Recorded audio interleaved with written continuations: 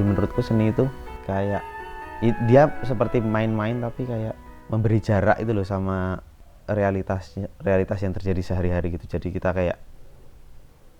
itu sebenarnya melihat hal yang sama orang lain gitu, tapi karena kita belajar berbicara dengan medium yang kita tekuni itu kayaknya terus jadi sesuatu yang biasa kita lihat sama orang lain itu kayak jadi bisa lain gitu. Tadinya aku nggak pernah berpikir untuk menggunakan medium lain selain menggambar gitu, karena menurutku gambar itu paling menyenangkan buat aku. Tapi ternyata setelah aku bekerja sama Peppermoon secara intens, apalagi 2 tahun terakhir ini dengan tema yang aku buat, itu jadi ternyata banyak hal bisa dieksplorasi dari teater boneka itu sendiri gitu. Jadi menurutku kayak aku sekarang lebih tertarik sama gerak, interaksi.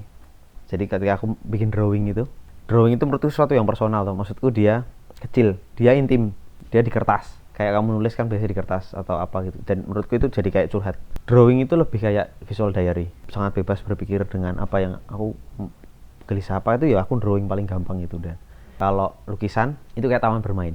Jadi itu hanya taman bermain karena aku dikasih satu bidang kanvas atau kayu. Walaupun itu berbeda sebenarnya, cuman aku bermain dengan warna. Aku menata komposisi ya kayak orang main-main gitu, mestinya mainan cat gitu loh. Melukis lebih ke warna, kuas gitu. Kalau lukisan ya itu lebih ke taman bermain. Kalau yang sekarang aku eksplorasi tentang 3 dimensi itu lebih ke ketika kamu harus interaksi sama orang lain. Karena interaksi yang aku inginkan itu benar-benar yang interaksi. Jadi orang itu memainkan karyaku. Yang terakhir itu teater boneka. Itu menurutku itu kayak bermasyarakat karena kita kerja tim. Karena menurutku setiap medium memang punya kemampuannya sendiri-sendiri.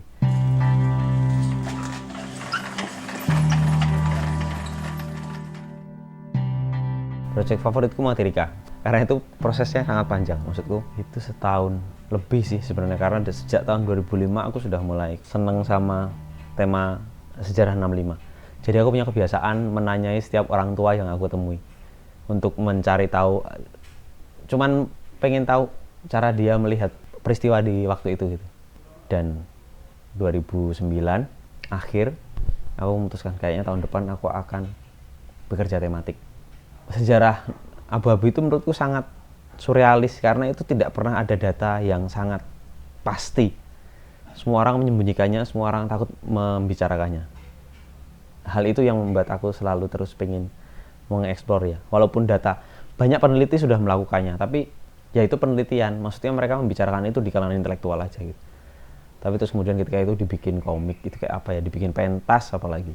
Dengan cara yang sangat populer, aku berusaha kami membuatnya dengan sangat populer gitu. Dengan karakter-karakter yang imajinatif gitu.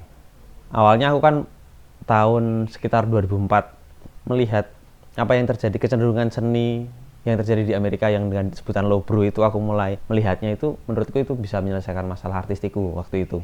So aku gambar aja, bikin karakter, ikut-ikutan bikin graffiti gitu.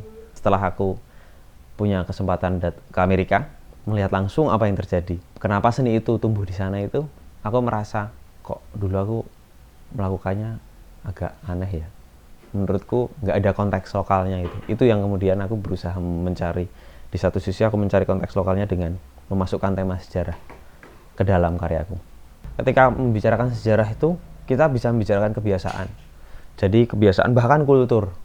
Kalau kita tahu apa yang terjadi di masa lalu itu, kita jadi tahu kita sekarang berdiri di mana dan mau kemana nanti.